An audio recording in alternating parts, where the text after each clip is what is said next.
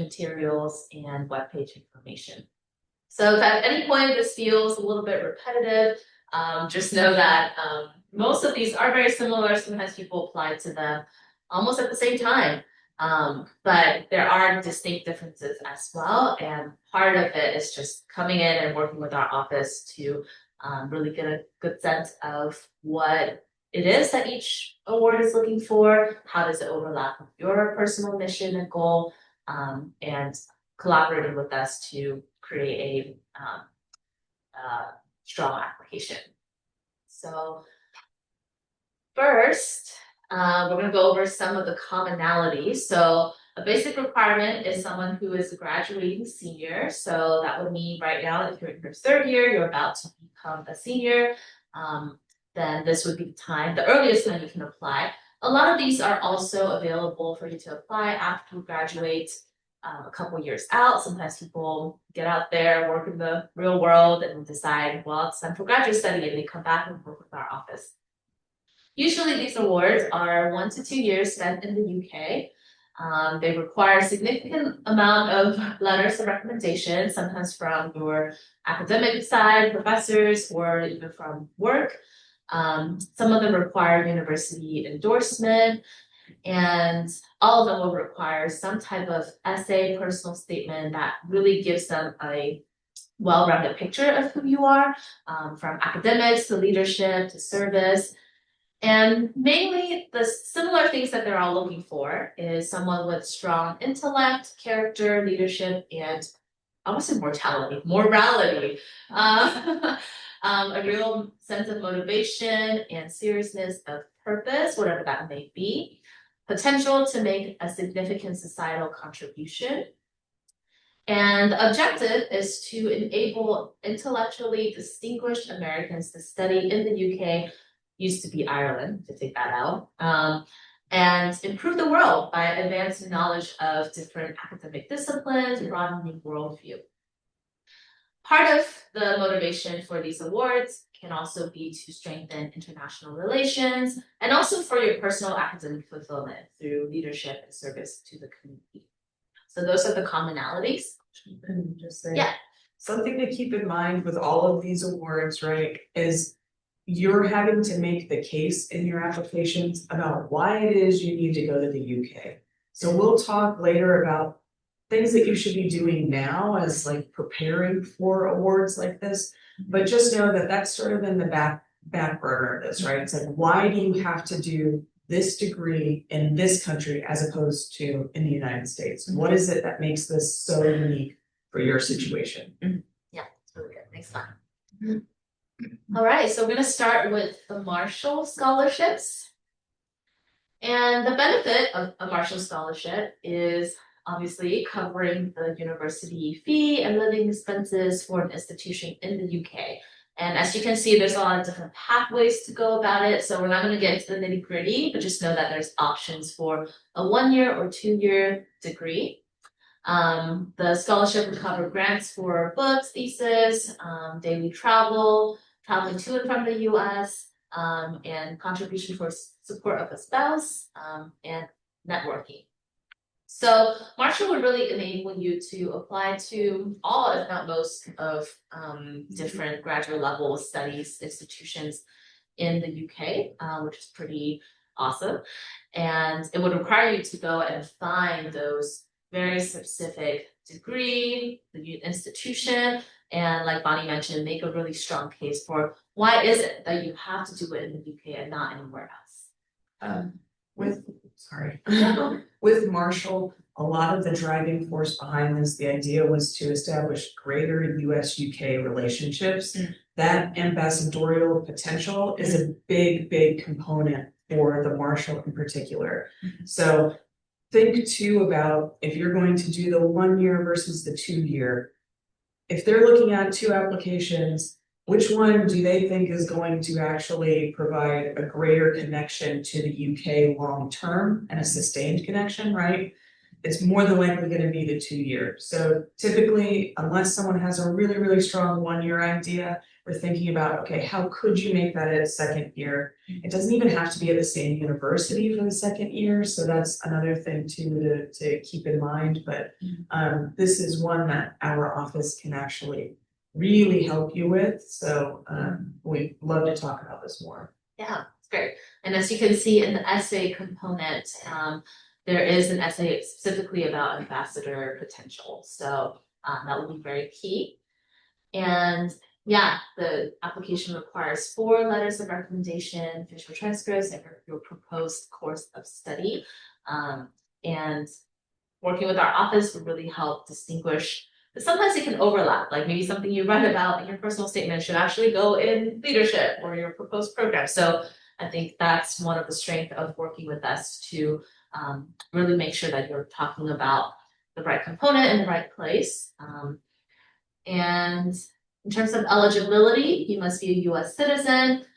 By the time you start, by the time you receive the award, you need to have completed your first degree from an accredited 4-year college or university, a 3.7 minimum GPA, no rounding, and not have studied or held a degree from a British university. So currently, I don't believe the application is even open yet. They kind of just, I don't think we even heard back from, we have heard back from the finalists for last year. So pre-application would be around early June with campus deadline, which just means going through our campus process, working closely with our office and faculty members by mid-August 2026. But you should really be coming to talk to us as early as June, July, when the application opens. And this is an award where we have a really robust faculty committee. So it's really important to meet that campus deadline because you'll end up being able to do an interview with the campus committee and getting more feedback on that. It's very, very common for one of the committee members to say, I studied that, I did that program, or I had friends that did that. And so we're always trying to connect you back with faculty members too that might help in bolstering your application. So those deadlines for us are pretty hard deadlines in most cases, even though they're quote unquote just the campus deadline. It's very, very important because we're making sure you stay on track for the national deadline. Okay. Yep, and the national deadline will be in late September. And it's really great to be able to get those feedback and be able to make edits and revisions to your application before submitting nationally. So if you're interested in the Marshall, definitely go to their official website and stay tuned with their live updates. Now moving on to Rhodes. Rhodes is specific towards the University of Oxford, towards graduate students studying there. And it would cover tuition, university fees, as well as stipend for living expense, traveling, and strong networking opportunities. So as you can see from the application component, it feels very similar to Marshall, maybe without the ambassadorial aspect as much. A significantly more amount of letters of recommendation, 4 from the academic side and 4 character-based. You still need to have a very strong proposed course of study, personal statement, and list of principal activities. Is there anything you want to add? I'd say Rhodes' big thing, their big take home message is, how are you essentially helping, doing the most good for the world, right? So they are really looking for people that are going to be change makers in their field and be leading the way. So you don't have to have all 4 letters or all 8 letters of recommendation. There is a minimum requirement there to 5, but it is more than likely that your application will not be as robust as it could be without those letters. So one of the things we'll talk about is, starting early, thinking about who would be writing your letters. Who do you want to tap into that can speak to that? I guess the one thing I'll mention with Rhodes is that technically we cannot offer feedback on your written components. We can talk to you about what you want to do, what you might want to talk about, where you might go with that, but we can't provide any sort of feedback on that. It is very common for folks that apply to Rhodes to then also apply to Marshall or to Fulbright. And we can give feedback on those materials. So we really encourage folks to think about how can you, work smarter, not harder. If you're already going to everything these parts, how can you just continue to further refine them or tweak them so that they fit the prompts of these other topics? Yeah, absolutely. Yes, and in terms of eligibility, you can apply as a US citizen, permanent resident. I think there's also options to apply from different countries of residence, depending on your legal status. And you must be between the age of 18 to 23 for general application, or under 27 if you received a bachelor later. There's very specific requirements to that. And they're really looking for extraordinary intellectual distinction and, like Bonnie mentioned, change makers, people who are really out to make a really distinct difference in their fields. And at the time of application, you should be close to, well, at the time of scholarship, you should be complete with your first degree. So the deadline, it's a little bit later than Marshall, but pretty much all on the same timeline, which is why we see a lot of people applying to Marshall and Rhodes at the same time. So again, for more information, definitely go to Rhodes website. And even though we can't fully give you feedback on your application, you're still welcome to come talk to us about it, of the general application process. Moving on to Gates Cambridge. Surprise, surprise, for you to study at the University of Cambridge. It will cover the full cost of studying there with university fees, maintenance allowance, traveling, pretty much very similar benefits. And the application component requires that it is a part of an application to Cambridge University. So you would just do an additional essay as of the Cambridge application. Citizens from any country outside of the UK are welcome to apply. And you're admitted through the university's admission process. High GPA scores with evidence of sustained achievement is typically expected. And the deadline is in early fall and mid being due in mid-October. So we won't go into too much detail since these are very similar, but again, I would say what's really important is to consider, well, what type of coursework and scholars and faculty are really at Cambridge or Oxford or another UK university that really matches well with what you're looking for. That's really going to help set your application apart. You probably don't want to apply to all three of this with the same type of application or proposed program, right? It really should have distinction of what is it about Cambridge that makes it unique for you, say for Oxford or any other UK universities.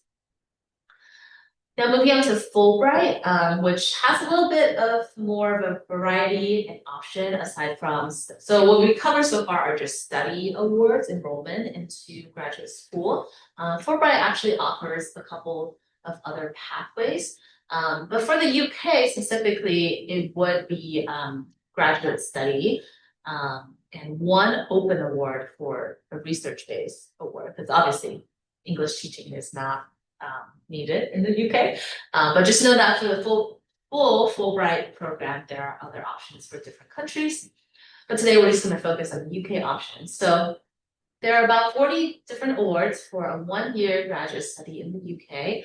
Most of them are partnership awards. So for example, a one-year master's at the London School of Economics and Political Science, one open award for independent research at any institution. That's not already a partner award, I believe. Mm-hmm. And a typical benefit includes full tuition waiver, living expenses, and travel. And the application has changed slightly. You still need your transcript, letters of recommendation, a statement of grant purpose essay, and the personal statement essay is now changed to 3 short answers. So that really requires you to tell them about your deeply held beliefs, your deep motivation in 1,000 characters or 2,000 characters. So it is very, very limited and needs to be very concentrated, focused. And that is something we can definitely help you with. In terms of eligibility, US citizens only if you're applying from the US student side. And you should also have completed your first degree by the time of the scholarship start. You should not have already had your PhD at the time of scholarship. And something that I think is relatively new is so you can also apply to this if you have a JD. For doctors of medicine, you can only pursue advanced academic study and not internship, residency, anything that requires you to use any medical license. So I think that has changed from maybe what it was in the past. And in terms of deadline, we have an internal FSU process. So this is really crucial if you want to go through the FSU endorsement process. With that being said, you are obviously welcome to apply at large on your own, but for the most part, from what our office have seen, most finalists and semifinalists come from people who have really worked very consistently with our office. And we have a very structured way to approach this through a Canva course. So right now we're waiting for a new cycle to open up in April, but the deadline to register to enroll in our FSU Canvas course is June 4th. And between June 4th and September, you're not just sitting there. We're going to be doing a lot. There's other internal deadlines for that, getting your drafts in, getting your recommenders in. But September 3rd is our hard and fast campus deadline. So very similar to the Marshall process. You will be expected to have completed all the components of your application, having it uploaded and locked in Fulbright, not submitted yet. And then we will organize a committee interview for faculty who have done Fulbright before to give you some feedback and opportunity to revise and strengthen your application before the October national deadline. Anything you want to add? I think so. This is I'll just say that this award tends to be one of the largest ones that our office works with every year. We have it down to pretty well science, I think, at this point. But it is one, I mean, just like all the others, it's really finding like why that university, why now, right? You probably noticed that all of these, you have to have your bachelor's degree in hand, but they kind of leave the other side a little more open-ended. As far as our office is concerned, you continue to have access to Florida State after you graduate, unless you enroll elsewhere.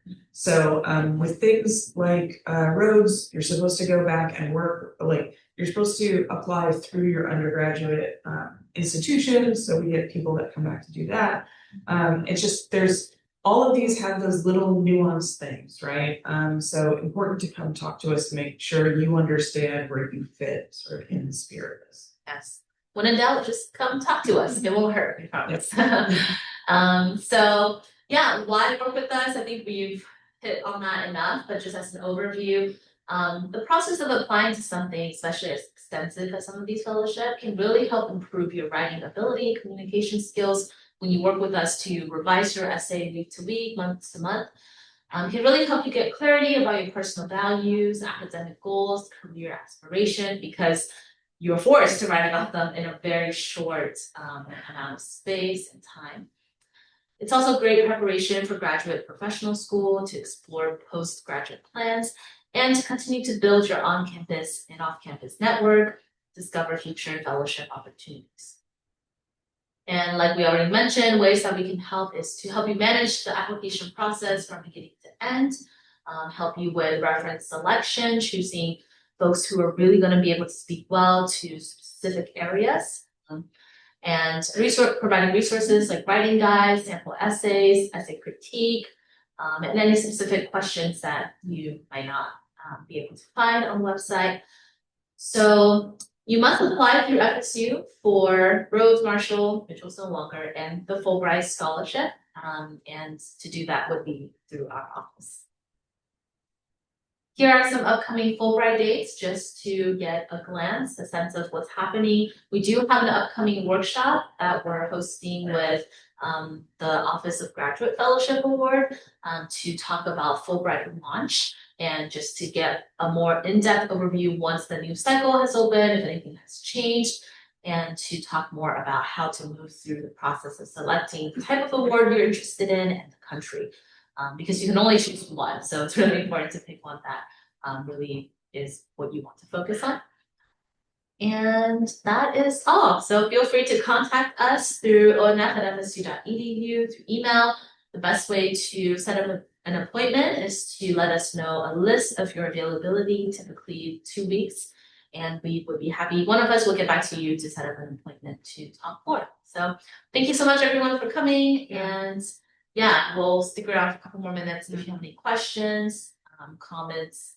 I would say, because like I said, thank you, by the way, for being here. We really appreciate it.